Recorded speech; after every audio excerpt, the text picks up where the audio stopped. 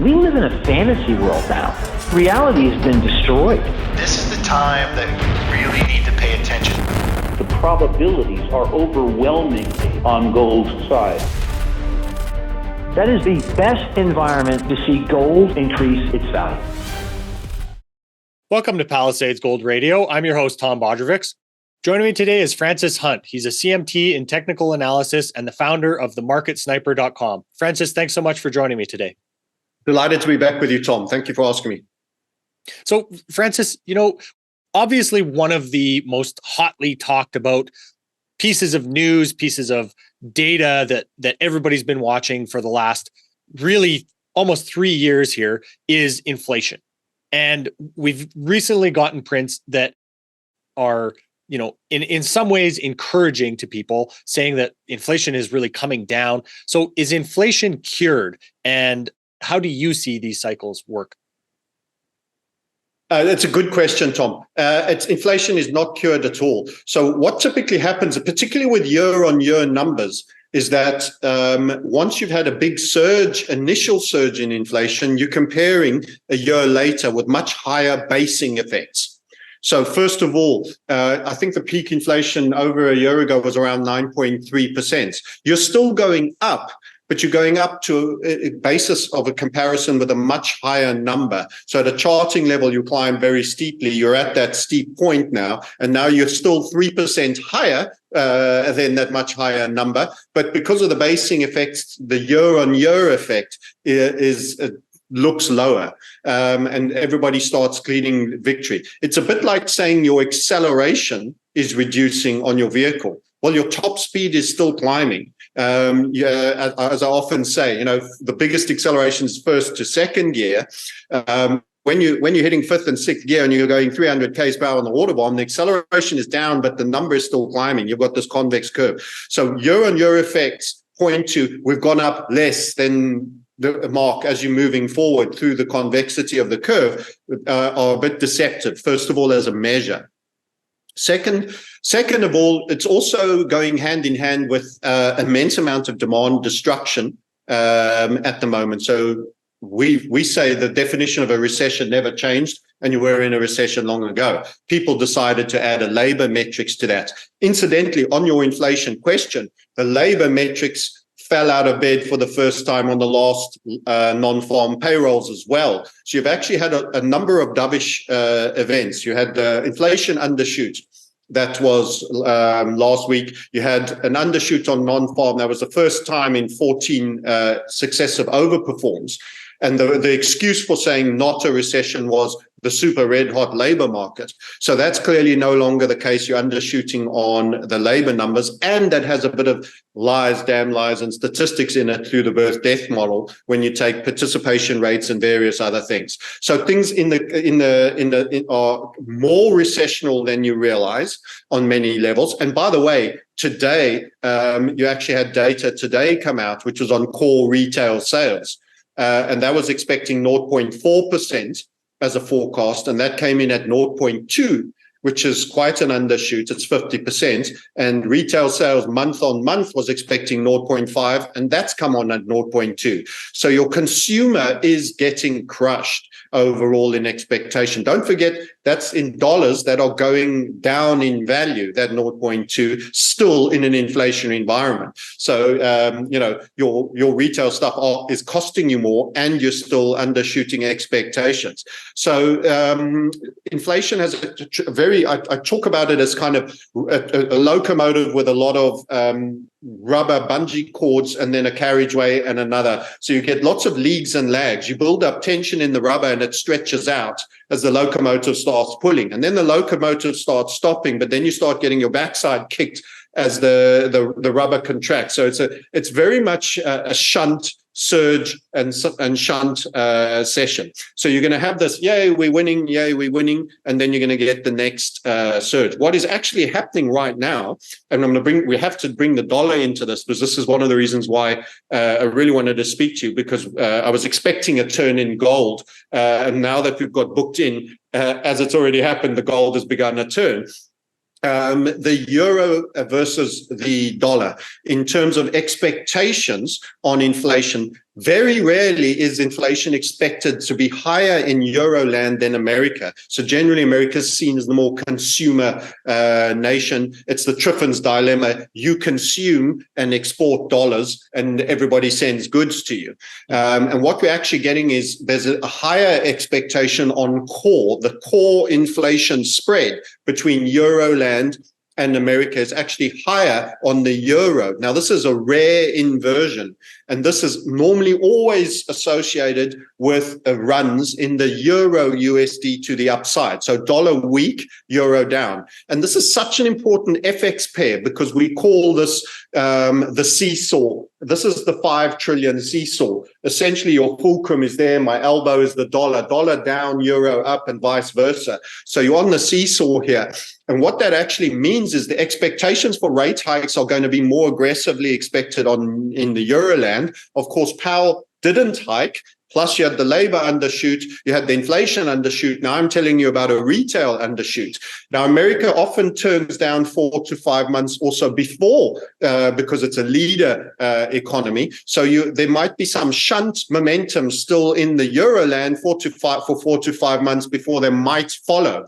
So all this is pointing to a bull run in the euro USD because you're more likely to get interest and yield coming out of the other option, that is the euro. So liquidity, money chases liquidity. We're going to be talking about gold and Bitcoin as a real alternative to real money. But initially, in terms of the existing system, fiat sloshes more around in the fiat system than it's escaping the fiat system to go into gold and Bitcoin. There's a small tap off that goes into it, and it's a very small percent, and it can move the gold market substantially and the Bitcoin markets, etc. And we'll get to that in a bit. But the liquidity is 5 trillion a day between those two. Big corporate treasuries, big government-based treasuries will reallocate their holdings of euro if they are expecting a better yield on that side and a lower yield in America, and also if they're expecting a depreciation in the currency.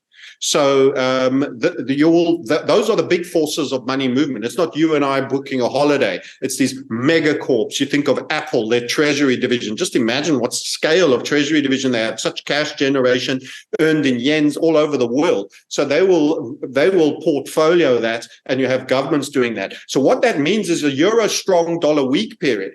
Now, our framing, every time we show up on your show, is that gold is the king, anti-fiat, and dollar is the king fiat. So ironically, euro strong is good for gold against the dollar, because by being strong in the euro, the dollar goes down, and it's bad for the perceptions of fiat as a whole. Most of the money will pivot to euros. It chases the liquidity, not because euro is a great, well-run institution, but liquidity moves around and it's quite hot. But a small percentage also goes, there's a problem with fiat generally, and we go into the fiat alternatives as well. And that gets sidetracked into gold. And the firing order for a bad spell on the dollar, and we are seeing a bad spell, and we called this on an inverted HVF. We'll show you the chart, and we're expecting 97. We're at 100, so we ran the technical 100. We'll show you this on the charts in a second, but we're expecting further downside to proceed. The benefit of this is bad for the dollar, good for gold. In essence, but also good for the euro. And it'll also, once gold runs, you'll get a gold run, but then you'll have a catch-up period of silver, and we go through the various gods. So the king moves first, then the queen behind him, that is silver. And then actually, even in cryptos, they are also anti-fiats, but their subcategory is less powerful than the original anti-fiat. Bitcoin will move first, and so you'll get a following through in a much the same way for Ethereum in the alt category as the silvers to Bitcoin's gold. So this is the chronology of falling orders, and the gold has just started a move. And actually, for quite a while, gold was quite lackluster, particularly against the other currencies. We do 360-degree analysis. So we're watching gold against the euro, the yen, the pound, and everything. And actually, it was drifting off. But it did set up a bullish setup on the dollar. So I think it's time for the charts, and I'll let you unpack some of what I just said there as well. Well, Francis, my main question is around how you see, let's say, this next wave of inflation and what it ends up being kicked off by. Do you think that we get another type of maybe banking crisis, or some type of financial market distress that the Fed has to come in and respond to, bringing a bunch more liquidity or borrowing and or printing dollars back into the system again, and that ends up sparking the next round of inflation down the road again. So the inflation question that I didn't, the point that your question brings me to remind everyone is devaluation of currency. So either proliferation or relative devaluation to importer and exporter nations leads to imported inflation in prices. So the loss of buying power of the dollar is automatically going to create the next momentum surge in the inflation, because we're seeing the dollar be weak against the Chinese renminbi, the yuan, the euro, the pound, many trade nations related. So exports are going to get more expensive. Also, the oil price has gone up a little bit in dollar terms. So we've been, fairly benign on oil. We initially felt it was going to be weak. It fell from the 82 to the low 60s. Now, because of that devaluation in the dollar, we're actually getting oil prices going back up to the mid 70s as well. And I think this will help answer that point. Before I go into the gold deep dive, let's come back to that gold chart. I'll start with the Dixie, because I think the inflation question is answered in what is the direction of the dollar's relative strength. And we were engaged in this in a short. We're short against the Norwegian kroner, against the euro, and this is the pattern structure for the dollar index that formed. I'm going to give us a bit more time frame to get this into view.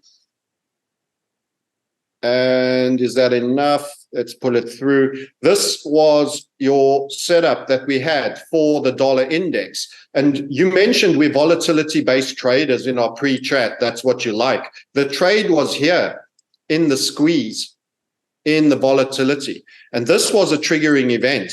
But before that triggering event, you actually had Fridays, and we did a live trading day on non-farm payrolls, because you often see key directional trends change or new directions taken as and when new data came in. And boy, did we get new data after 14 wins that kept giving the Fed the license to be hawks on inflation rate. You got quite a key miss. So the short was at 103, Dixie. Most people should realize actually quite late to this trade. Our community guys are short from 103. There was another triggering event confirming at 101. You'd taken out the third low there. That's our second low, and that was the primary low. And then you were targeting 97. Now, what's typical is if you run 100, you get a pause, because it's such a key psychological number. You're sitting at around 112 on the euro USD, another key psychological number. And I'll show you just the euro. The euro makes up 52% of the Dixie components. By the time you've added the franc and the pound and the yen, that's the bulk of it. But it's the biggest, it's the lion in the room in terms of the basket that is actually happening. And this continued move to downside to 97 is going to answer the question around inflation, is going to see further cost push inflation on imports. So you will import your next bout of inflation on account of a weak USD. And that's how you're going to get the second shunt. People will think this is a very simple binary. We won, we tightened, and now it's all over.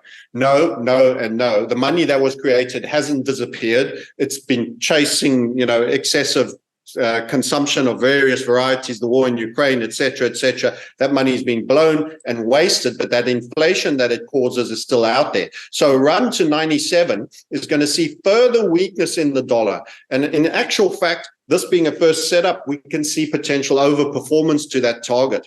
So if I pivot this to the euro USD, which will just do the more specifically that pair, and give you a little bit of history on our trading in the euro USD. So people are going to realize that understanding the movement of the dollar is actually quite seminal to understanding gold. This was a head and shoulder during the dollar index dominant period that we traded to the short side. We got in short at 118. People have forgotten that you had 118 in November 21.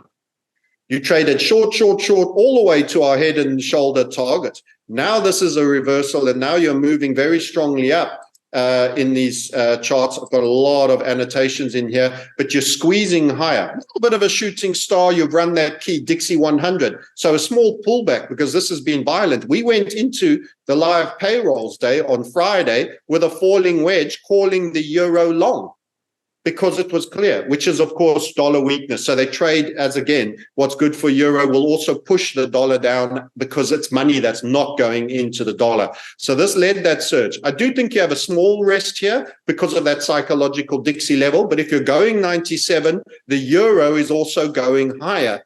And it's ironic because I joke, what's good for the euro is good for Bitcoin and gold. There's many other relationships with it, and I'm not equating the European economic structure as a prime sample. The gold will run on its own, so will the cryptos long after that. But it's because the dollar is being made to suffer in the FX markets.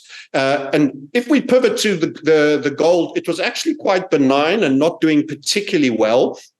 It did its initial break, and then it did a pullback. So if we go to the gold charts and just have a little look at that.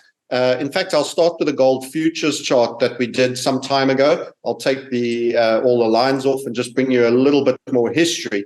We said you have begun the great break that we've been anticipating, but it was a stop-start affair. You can see we broke that red line. We triggered there a little bit higher. We bought at the legacy high 2075. 2075 we haven't held above on a weekly time frame once. That's that blue line over there. And we pulled back and we revisited our breakout to this big, thick red line. And now we are reasserting. And we said, after the third visit, you'll have your smallest pullback. Your smallest. This was quite a large pullback the second time. This is the smallest pullback we expect from the rejection at this level. And the fourth time is the time that we break this 27.5 as a charm. So I think you're going to get some good momentum. And that's the beginning of that journey to 2,905, my apologies, in dollars. But during this period, the dollar was skidding off. You can see it in quite it's a bit of a falling wedge is what we describe. So if I just take that off, you could see it was it wasn't losing too hard, but a bit of a falling wedge. So it was slipping into a level where it needed to find some support, and that has then come in. And again, if we drop that technically into the lower time frames, when I was speaking to you and say, hey, get us back in, we've got a call for you on gold. We were looking at this chart over here. Let's wipe our face again there.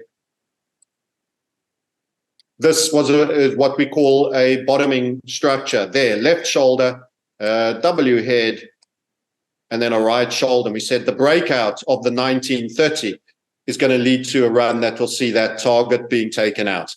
And again, we had a little bit of a pause, pullback, and now we've smashed higher. So this is a reversal on the shorter time frames. This is 4 hour against gold. Before I leave, during that period, it was quite interesting because gold was behaving like just a kind of a currency. It wasn't a dominant currency. It was in the middle of the pack. If I just jump from the dollar, take a mental screenshot of that, which I'm showing you, gold against the dollar, and then just see gold euro.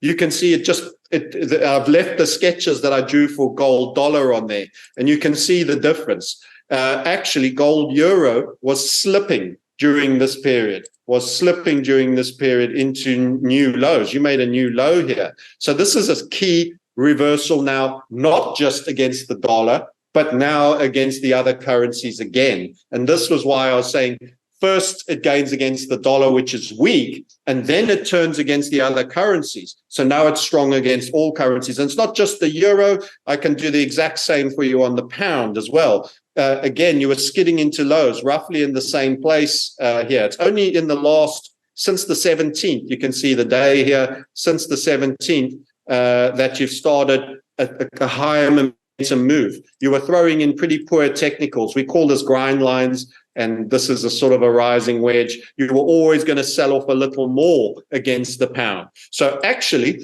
this has been a dollar weakness story until the 17th. Now it's about gold getting up. And some of that money that's moved into euro, pound, and Swiss franc, another big beneficiary is the Swiss franc, smaller currency, but deemed higher quality, is now the beginning of the move of gold again against everything. And just by the by, trading nations, Tom, I want to just throw this in because it also dovetails with your currency question. See how gold was actually slipping against the yen. The yen has had a bit of a recovery after being super weak. Now you've popped against the yen. Trading nations, China, we've got to look at gold cross-market analysis here. Look at the Chinese yuan. If I take that up to the 12-hour again, we're actually in an upside structure for more that's just triggered against gold positively against the Chinese yuan. So we're seeing further upside against a major trading nation. But initially it was doing very little. You can see this lead-in period was kind of dull. It's only since just approaching June and only really got, my apologies, July 17. Only since July 17 has occurred that we've really got our groove on. So gold across the board is now showing strength. First against the dollar, now across the board. If I take you to the next domino and jump in any time, it's the gold-silver ratio. I've shown up a few times with you talking about this guy. Sorry, Francis. Before we jump to that, while we're on that subject of currencies, one of the questions that I wanted to kind of get to you is the difference between commodity producer currencies in a high rate environment like this versus these consumer nations and how that begins to affect their currencies. I mean, obviously the US dollar is going to be a prime example of this right now. Yeah. And what Americans sometimes forget is that they've benefited from Brazil and Mexico having perpetual deflator currencies relative to the dollar.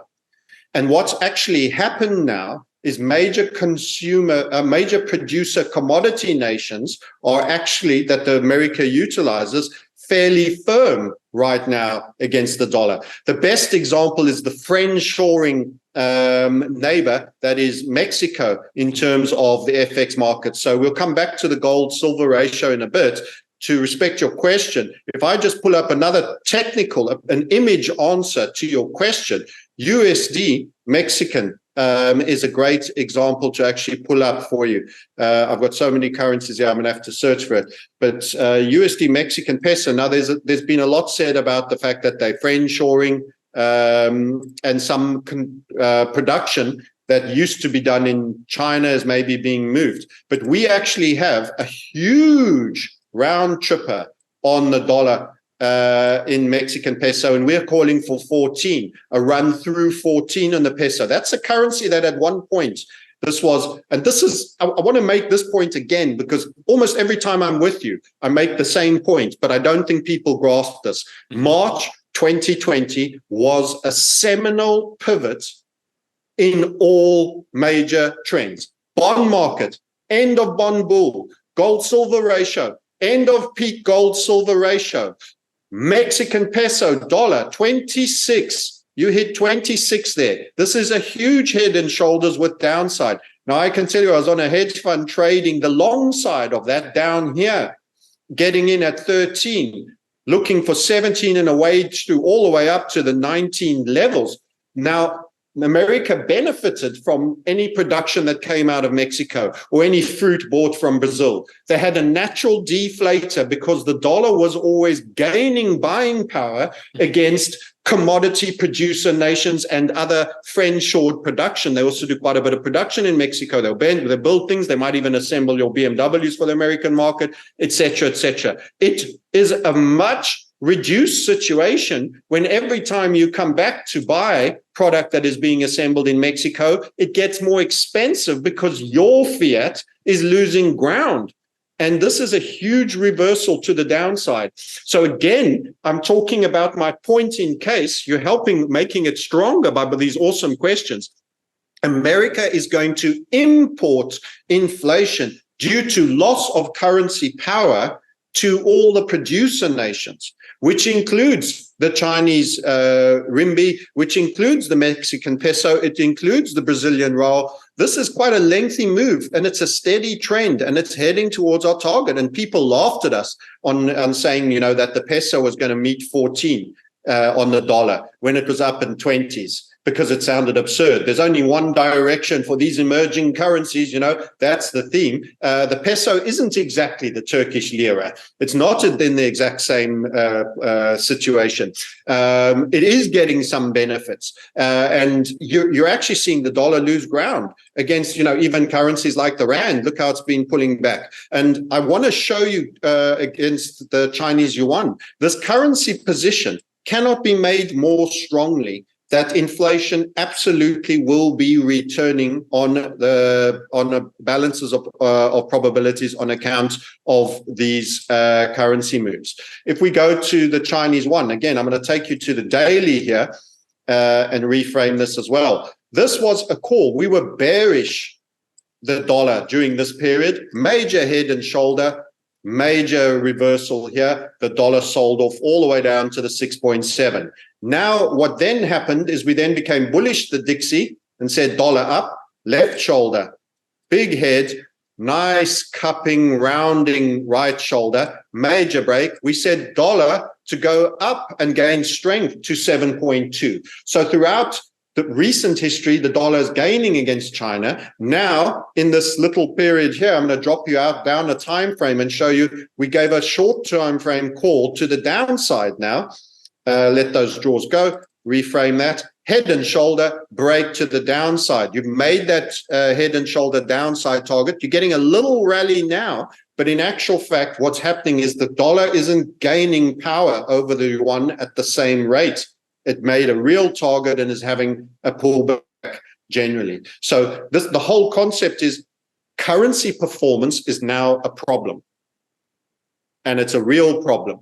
And that is going to drive the dollar devaluation, and that is going to import inflation back. And that's going to see the need for new rate hikes. And that's going to start everyone calling peak rates, only for them to pause for a while. They may get away with one cut and then to do substantially more higher. The debt is too big. The rates have to go up. We can't sustain the debt valuation. They need to release the debt valuation. There's two valves for releasing dollar debt into devalue it, which they have to do because they can't pay.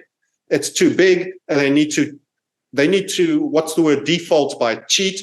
You let either the rates go up, that means the bond values go down, or you devalue the currency. That's it. That's your two valves. Now, the rates were starting to get too high. We did bond-based analysis for everyone. The rates were starting to push up. You had the UK rates getting close. What suddenly happens? They take the foot off that one. They're not got the stomach for the rates because the economy is turning down. The currency now takes the hit. And the Japanese yen have the exact same story, just a more extreme version. But now the yen is getting a rest because the dollar's now in that same funk. What do you want to do? Rates go up, debt value down, and you kill your consumer. You're already seeing signs he's being consumed, or you devalue or the currency takes the devaluation. As everyone re-rates the likelihood of further rate rises. You start talking dovishly, the dollar gets killed. What does that then do? It shows first in gold. So I want to go back to that gold-silver ratio, unless you've got another question for me, Tom. Is that okay? Maybe just again before we get to that is just the idea of the dollar milkshake theory, and what if this dollar decline is again a more cyclical move followed by another high, or if this is just the type of situation that needs to go a lot further down before it resolves. So I don't rule out the possibility, although certainly not near term, because everything is down, that you may get what's referenced as the dollar milkshake theory. But I can tell you the requirements and the setup for that will be post this sell-off and maybe an oversold situation, and then a very aggressive Fed as inflation comes back, second wave that goes into a super quick tightening cycle that shocks the market in the opposite direction. We're currently getting the wrong kind of shock, an undershoot on inflation, an undershoot on labor, and a cessation of hikes. That is the driver between where we are now. That's not happening anytime soon, but the setup can occur. As they introduce more volatility, they overreact in one direction, then they underreact the other way. What happens is you get a very abrupt devaluation in the dollar. It starts to become a huge problem. The Fed has to now defend the dollar, and they come out absolutely swinging. And they, instead of doing, the first interest rate hike was 0.25. People forget that. It was very timid. And then they did fall by 0.75. They realized the problem. They come out. If they came out suddenly out the blue, bang, here's 0.5% or 0.75 or even a full percent after a major devaluation in the dollar and debt rates, and they start jumping on the rate hikes at an even faster rate, which I think is what they're going to have to do, and they shock the market in the other way, what ends up happening is you get everybody who's now standing on the other side of the boat all realizing at the same time, damn, these guys are going to be more serious this time, rushing to the other side of the road, and you get a dollar spike occurring and a lot of FX emergings running into problems. So they're actually introducing more volatility. It's kind of, as a motorcyclist, you'll know this, riding in the sand, you start to lose it one way, you swerve, then you swerve too hard back the other way, and that's when you high side and you go over the bars. And that's the correction ends up being worse than the original wobble. And that's essentially going to be how you get the dollar milkshake to come. Right now, should people be focusing on milkshake? My answer is no. The trade is gold first, then silver to follow. And play with that. And we're actually short dollar against Norwegian krona because of the oil element and various other things. But I will close that. I have targets for it. And eventually it could get oversold. And then the Fed could shock in the other way. And then they could reassert another rate hiking. And then they could come out really aggressively to defend the dollar.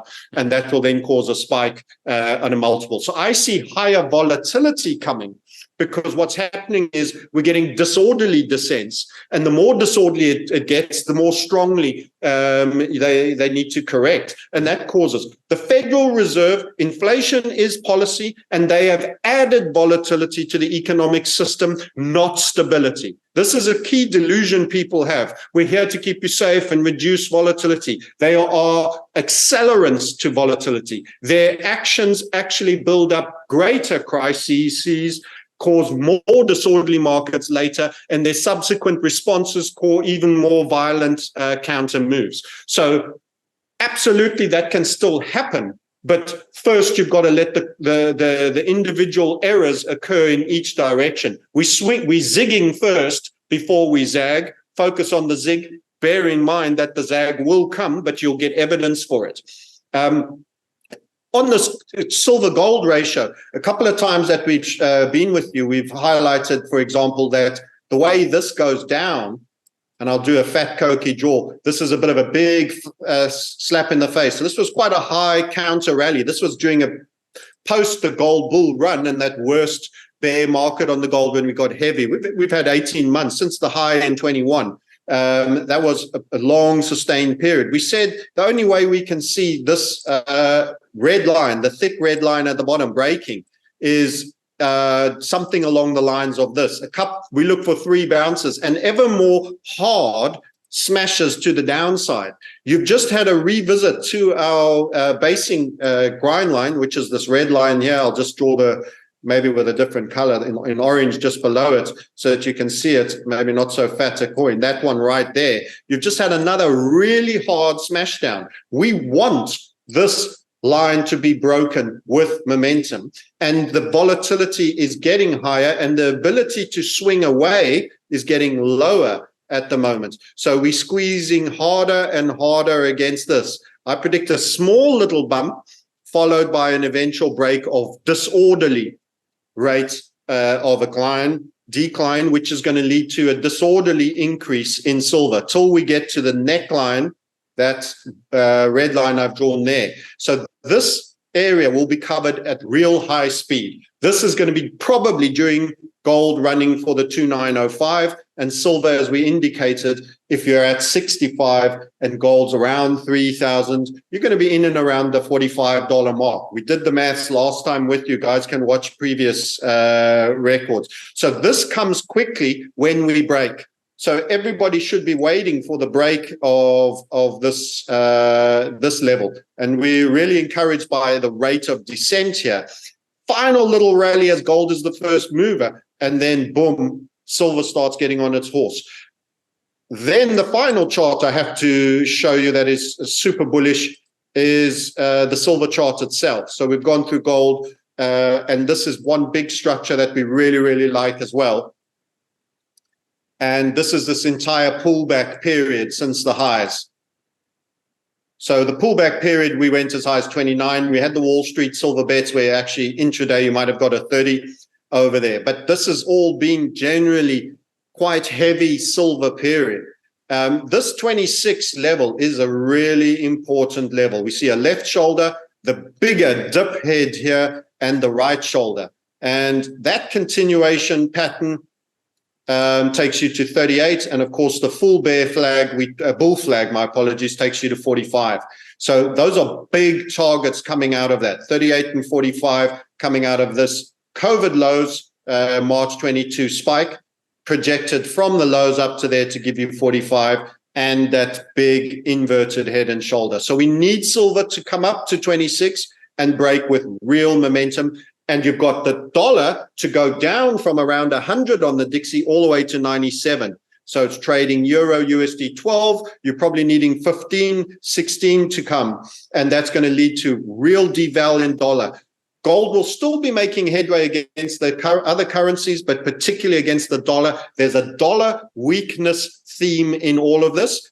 But gold is now starting to even get bid against the other fiats. So there will also be a pivot to a standout gold and silver bull as well, which could start the exciting period. I felt this was going to be August, maybe into the beginning of September. It could be coming forward a little bit. You can sometimes say, hurry up, and then end up waiting. We might come up and pause a lot before triggering here on silver. There could be a lot that happens. It's still some way from 26. It's about 95 cents away. So it could take its time, churn a little bit, and we need a little bit of gold strength standalone. That's my scenario. Yeah, it's interesting. You know, you and I spoke about before we hit record here today, this idea that this, you know, move in gold has almost been pulled forward. You know, usually the summertime, you know, there's a reason it's called the summer doldrums. There's not much going on. And it's interesting that we've had a pretty decent move in the gold price. But, you know, over the past, let's say 3 months for gold, there really hasn't been that much of a move one way or the other to be able to actually trade. And regardless of, you know, anyone's view on whatever asset class it is, if you're trying to actually make money by trading, you need some actual volatility. So why don't you show us the example of XRP or Ripple that you had? That was a big call that you recently had in your community, and your method pointed it out quite succinctly, I believe, right? That's correct. We've got a lot of guys that were really happy. Some of them the first time having a net worth into the 7 digits and being really happy about that. And that's what we live for, helping people build wealth in reset times. I want to highlight that actually Bitcoin was doing a little bit of what gold was before we drop into the XRP, just to give you this understanding of docility, the summer doldrums, as you referred to quite accurately, in my opinion. Bitcoin was kind of in the same level, kind of docile. So I'm going to start sharing the screen again, and we could see that actually there's been a slight correction in Bitcoin against the euro, the pound, and all of those again. Why it's kind of been holding its own, not too spectacularly. It's been trading the 30 to 31K handle with a little bit of a soft lean. If you have a look at it there, especially just the last few days. It's hammering now, it's getting a bid, but you could see that there's a stall box-ish that has been caught between the 30K, that blue line, and the 31K. You've been sort of sitting in there. When you have a look at it, and this is again the value, this was a bit of a dollar story going on. When you have a look at it against the euro, it's actually been correcting downwards. You can see that box doesn't belong. We've got broadening, but it's getting bid up. We're seeing hammers and hammers. So there's a surge coming for crypto. But as I've said, there's always, it's like you open your V12 or your Lamborghini, it tells you the firing orders of the cylinders. You've got to know who's the boss cylinder, and it's gold against the dollar in the anti-fiat realm. Then you start to get your silver follow-up. Then in the crypto space, you start to get Bitcoin first. Just on that point, Bitcoin dominance, key pullback as well, and it's bouncing on the 50%. So key level of significance. Again, a bit of a broadening structure to the downside. So Bitcoin was actually losing a little bit. And the main beneficiary was XRP, which I'm going to cover now. You can see that smackdown. That was the part and parcel of it, was the sudden dominance of XRP coming through, and some of the other security affected. We also gave guys an ADA trade, which also did spectacularly well, but the XRP was the main one. But you can see we're holding here on the 50% dominance level. So that brought us back to Bitcoin being half the crypto market. So overall, once that settles, we actually see Bitcoin maybe a little bit more downside, but it's going to suddenly have its surge, and it's going to be the gold for the crypto markets, and then the olds will rock on. But I think XRP will be a star. So let's show you the XRP that you asked for. We had, in fact, it's on one of our shorts as well. People can follow the Market Sniper and the Crypto Sniper. It's important to follow the Crypto Sniper if you want the crypto updates. That was on there, but we were highlighting this just before. We've done about 4 or 5 videos saying, for whatever reason, and the irony is, I didn't know there was a major judge decision. Other people were better informed than me.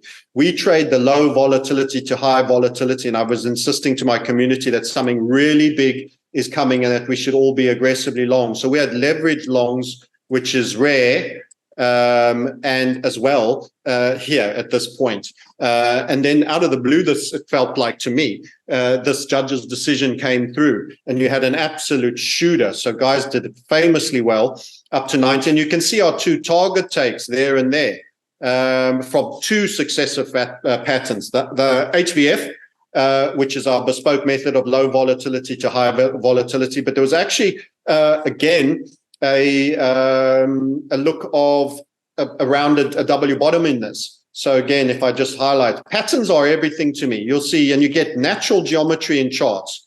So that was a neckline that generated a target, and then you got the squeeze to break that level. 50 cents was leaning heavily on Ripple. So this is a 55 cents neckline. You can see you barely could hold above 55 cents for quite an extended period. When it relents, something that's been big resistance, it relents significantly. Now we're above 70 cents and we're getting support, and we've run 75. The next big level is the dollar. We see $1.13 coming. At least we see a 107 on this W bottom, and we actually expect a little bit of overshoot that's going to probably see 111, 112 before it might rest. And just on that point, Tom, seeing as you took us to Ripple, there's so much to share and show. This is a huge technical structure, and it's the reason behind our $17 call that we've made in crypto. So we were getting in here. This is just a small part of the story of making a third high somewhere here, maybe easing for a while, and then a subsequent break that could see $17. So it's going to be very interesting in gold, silver, and the statist cryptos. Their role in CBDCs is going to be high. We expect Lumen to be kind of the Microsoft to maybe Ripple's Apple. So one or two that might choose the opposite railway line to run their CBDC on, particularly in the Arab nations. We've heard that if the one goes Ripple, they'll go Lumen. Similar tech. Some say the XLM and Lumen is a little bit quicker, but the most penetrated, I think, is XRP and the safest trade. So there's some amazing technical trades coming up, and it's going to be a very nice season. And the dollar is going to be a tailwind pushing Bitcoin to run. And as you can see, it's already been in a bit of a pullback, and it's starting to get hammers and a bit of a Bitcoin. So you could get that dominant bounce off the 50% initially, and then we're going to see the likes of XRP and a few others doing really well. So I hope that answers your question. Well, Francis, it's really interesting to kind of step back and look at your volatility method. As you said, you don't necessarily pay attention to the noise around what was going on with the court decision around it, but your trade targets wanted you to be in that trade despite not knowing, let's say, the quote unquote fundamentals, which is, a point that some of the technical analysts that I've had on the show have made, is that it's not necessarily always the news that moves the market. A lot of times you can kind of see that move coming as long as you understand what you're looking at and you have a system in place before that news announces itself. It's like almost the reason is announced after. So it's kind of a cool example of that. And you get very low volatility and also quite low volume. I would imagine that insiders inside the corporation of Ripple would have been strongly advised not to be engaged in trading in XRP. There might be big movers and other people if they were expecting news, and you wouldn't hear that. Mm-hmm. And so what you get is a very dull, very quiet market. Most people find boring, low volatility, especially extreme low volatility markets, dull. They're incredibly interesting to me because of what comes next. Mm-hmm. People chase momentum when in actual fact they should chase absolutely stale volume and volatility inside structures like that, which I just showed you. And that is our speciality. We're one-trick ponies, but boy, what a trick, because it gives you an incredibly tight stop, which allows, if you say, well, I'm prepared to lose $1,000 on that trade, and it's a couple of cents, and you could get to play with substantially enhanced leverage, but still only with $1,000 loss. That was a rainmaker, 6 digits, for some people, 7-digit trade just there. And that's up to 70 cents. Imagine what it is up to $17.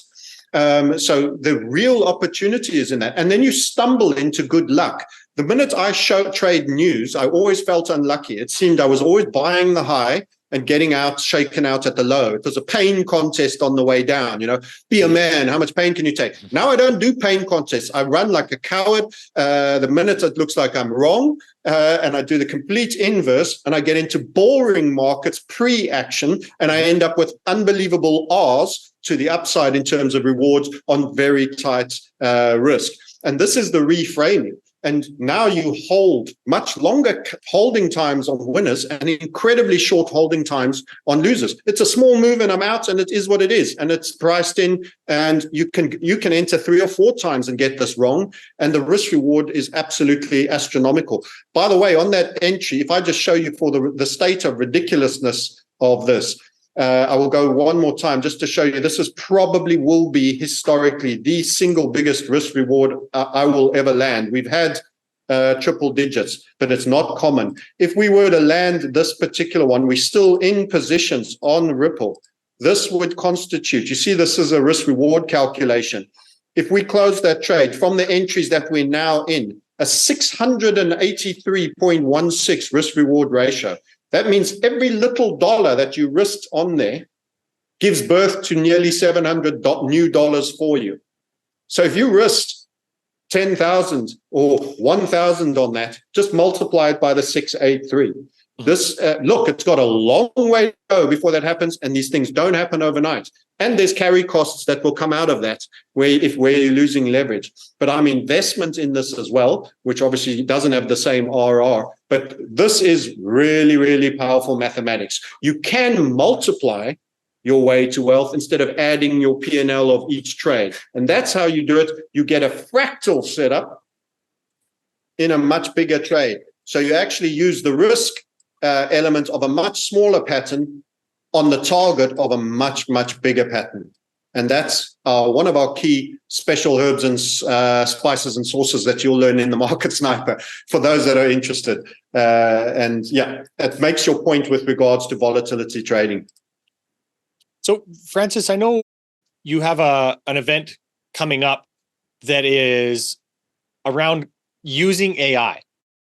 to trade. So how has AI changed how you trade, or how you start looking at some of these structures? And if you could, if anybody's interested, mention that event as well.